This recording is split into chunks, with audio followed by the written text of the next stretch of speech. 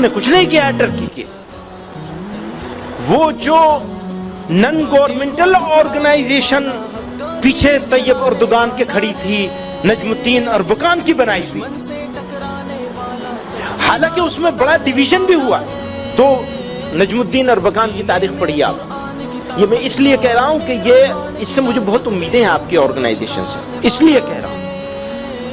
نجم الدین Erbakan ایک آدمی تھے, ایک مبلغ تھے, ایک سوشل ریفارمر تھا, ایک عالم تھا, ایک مفسر تھا, ایک فقیہ تھا اور ایک صوفی تھا. اس کا جو بیک گراؤنڈ ہے وہ صوفی بیک گراؤنڈ تھا. اس نے بہت بڑی ٹیم تیار کری, لیکن اس میں دو قابل لوگ آئے, ایک فتح اللہ گولن اور ایک طیب اردگان. نجم الدین اربکان سب جب ٹیم تیار ہو گئی تو پولیٹکس میں آئے اور ایک اسلامک پارٹی بنائی اور اسلام کے نام پہ الیکشن لڑا اور جیت گئے. جیتنے کے بعد انہوں نے پہلا کام یہ کیا کہ ہم اسلام لے کر کے آئیں گے. جو ان کی ذمہ داری تھی, جو ان کا بیک گراؤنڈ تھا, جس کے اوپر انہوں نے لوگوں کو تیار کیا تھا, وہ انہوں نے کہا فوج نے انہیں سیک کر دیا, ہٹا دیا. اور پھر وہ وہی ملٹری آ گیا. یہاں نجم الدین اربکان گرفتار کر لیے گئے, ہٹا دیے گئے. وہ لمبا قصہ, وہ آپ لوگ پڑھیے گا ضرور. لیکن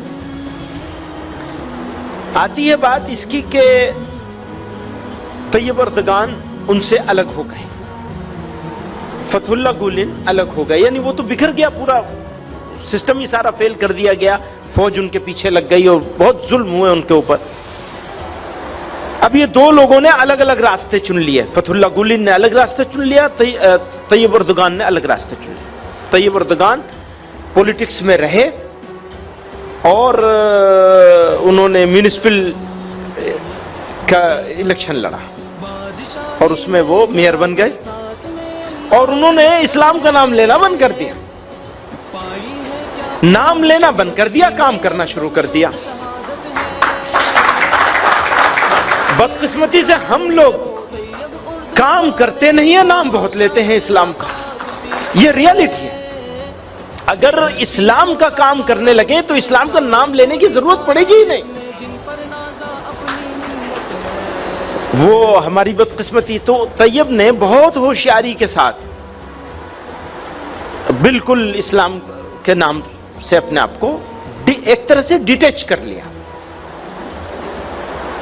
اور اب وہ آ گئے تو اور ساری چیزیں میں بالکل ان کی اپریشیٹ نہیں کرتا. انہوں نے ایک کر کے دکھایا ہے جو شاید سویلائزڈ کسی قوم کی کسی سویلائزڈ قوم کی ہسٹری میں اتنے کم ٹائم میں اپنی اکانومی کو بالکل نیچے سے اٹھا کر آسمان کی بلندیوں پر پہنچا. میں ترکی میں گیا ہوں, یتیم خانہ جو ترکی نے کھولا ہوا ہے, اس یتیم خانے میں ہزاروں بچے ہیں. میں نے اپنی آنکھوں سے دیکھے. میں ان کی وہ لائیو کوریج کر رہا تھا مگر نیٹ نہیں چل رہا تھا. پھر میں نے جب اس کی ویڈیو ریکارڈ کی, میں نے کہا ریکارڈ کر کے نیٹ پہ اپلوڈ کیا. یہ تو سب سے بہترین, ترکی کے دورے میں سب سے بہترین منظر تو یہی تھا, لیکن وہ ریکارڈنگ بھی نہیں ہوئی. پتہ نہیں کیا وہ ڈیلیٹ ہو گیا, وائرس آ گیا, کیا ہوا. تو وہ میں نے دیکھا ہزاروں بچے ہیں, مسلمان بچے, جن کا نہ باپ نہ ماں نہ بھائی نہ بہن نہ چچا نہ ماموں, بالکل لاوارث. اپنے بچوں کو دیکھ کے آدمی کو پتہ چلتا ہے کہ یار ماں باپ کتنی بڑی نعمت ہیں, رشتہ دار کتنی بڑی, کیسی محبت ملتی ہے بچوں کو باپ سے ماں سے, کیسے بادشاہوں کی طرح جیتے ہیں. اللہ طیب اردگان کو کی زندگی میں برکت دے. ایسا یتیم خانہ بنایا ہے کہ آپ اپنا بحریہ ٹاؤن کو بھول جائیں گے. وہ سہولتیں دی ہیں اس نے کہ بھئی یہ میرے بچے ہیں, تو اتنی سہولتیں دی. تو میں تو سمجھتا ہوں اس کی بخشش کے لیے شاید یہ کام ہی کافی ہو جائے. ان کی تعلیم کا انتظام, علاج معالجے کا, ایسا VIP ٹریٹمنٹ ہوتی ہے. اور ان میں بہت سارے بچے وہ ہیں جو بم دھماکوں کی گرج سن کے اپنے ماں باپ کی لاشیں دیکھ کے ذہنی توازن کھو چکے ہیں. ان کا نفسیاتی علاج بھی ہوتا ہے. میں نے کہا یار سینکڑوں بچے ایسے ہیں جو دھماکے ہوئے. دیکھو بچہ اپنے باپ کی لاش, اپنی ماں کی لاش دیکھے گا, اور پھر کوئی پوچھنے والا نہیں ہے, کوئی ان کے سر پہ ہاتھ رکھنے والا نہیں ہے, وہ تو اٹھا کے لا رہے ہیں گاڑی میں بھر کے. ترکی کی گورنمنٹ جو کام کر رہی ہے, دنیا کوئی میڈیا کوریج بھی نہیں کر رہا کہ یار یہ کس کے بچے ہیں, یہ کیوں فٹ پاتھوں پہ پڑے ہوئے, ان کے ماں باپ کی لاشیں کیوں ہیں, کوئی دکھانے والا بھی نہیں ہے. تو وہ اٹھا کے لائے ان کو. تو بہت سے بچے دماغی توازن اس خوف اور وحشت کی وجہ سے دماغی توازن کھو چکے ہیں اپنا. وہ تصور کرو, اللہ نہ کرے کوئی بچہ تو ویسے ہی لاش دیکھ کے دماغی توازن کھو دیتا ہے, اپنے باپ یا ماں کو دیکھے گا چیتھڑے اڑے ہوئے اور اپنے بھائی کو دیکھے گا اور کئی دنوں تک ایسے ہی پڑا رہے گا بھوکا, اس کی کیا حالت ہوگی.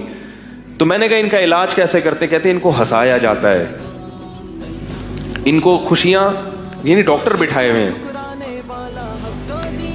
جو ڈاکٹر کیا کرتے ہیں ان کو ذہنی طور پر کوشش کرتے ہیں کہ ان سے ہنسیں کھیلیں تاکہ یہ وہ اس غم کو بھول جائیں. اسدالدین اویسی, نریندر مودی نے اپنی تقریر میں پردھان منتری نے کہا کہ اب کی بار ٹرمپ کی سرکار, اس کا کیا جواب ہے. میرا جواب یہی ہے کہ جب جھارکھنڈ کا اسمبلی الیکشن آئے گا اور ترکی کا صدر جمہوریہ وہ مجاہد اعظم جس کو ہم طیب اردگان کے نام سے جانتے ہیں, اگر وہ طیب اردگان ایک ویڈیو بھی جائے گا اور کہے گا کہ دیکھو جھارکھنڈ کے جاننے والوں, جھارکھنڈ کے بسنے والوں, ہندوستان کی رانچی کی سرزمین پر ایک مرد مجاہد ہے جس کا نام حبان ملک ہے, تم اس کا ساتھ دینا تو کیا ہے. مگر بات یہ بھی سچ ہے, اگر ان تمام حالات میں کسی نے مرد مجاہد کا رول ادا کیا تو ترکی کا صدر طیب اردگان نے حق ادا کیا. اب تک ترکی نے $6 بلین صرف روہنگیا مسلمانوں پر خرچ کیے. یہی ترکی تھا جس کو اللہ نے توفیق دی اور اردگان نے ساری دنیا کے سامنے کھڑے ہو کر یہ نام نہاد ہیومن رائٹس کی باتیں کرنے والے, یہ امریکہ اور برطانیہ سے کہا, ان کو سمجھایا, اور اردگان نے بنگلہ دیش سے کہا کہ تم پورے روہنگیا مسلمانوں کو لے لو. حکومت ترکی ان کی تمام پیسوں سے آپ کی امداد کرے گی. میرے بھائی, آج بھی دنیا میں ایسے مرد مجاہد ہیں. طیب اردگان کو اللہ نے توفیق دی, یہ واحد مسلم ملک کا سربراہ ہے جس نے کھل کر آج تک اب تک روہنگیا مسلمانوں کی تائید کا اعلان کیا, اور کروڑوں اربوں روپیے بنگلہ دیش حکومت کو دے رہا. مگر آپ کو حقیقت بیان کرنا میرا فرض ہے. روہنگیا مسلمان ہیں, سیریا سے 40 لاکھ لوگ جو بے گھر ہوئے تھے خانہ جنگی کی وجہ سے, آج ترکی میں قیام پذیر ہے.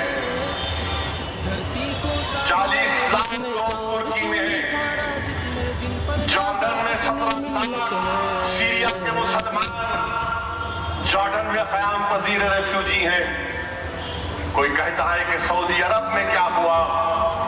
اگر دوبارہ آپ کوئی سعودی عرب جائیں گے اور احد کے پہاڑ کے پاس جائیں گے تو احد کے پہاڑ کے سامنے ایک روہنگیا کی بستی ہے. میں وہاں پر جا کر دیکھ کر آیا ہوں کیونکہ میرے چچا کا گھر وہیں قریب میں تھا. تو مجھے کسی نے کہا کہ دیکھو یہ تمام کے تمام 10,000 سے زائد روہنگیا یہاں پر قیام پذیر ہیں.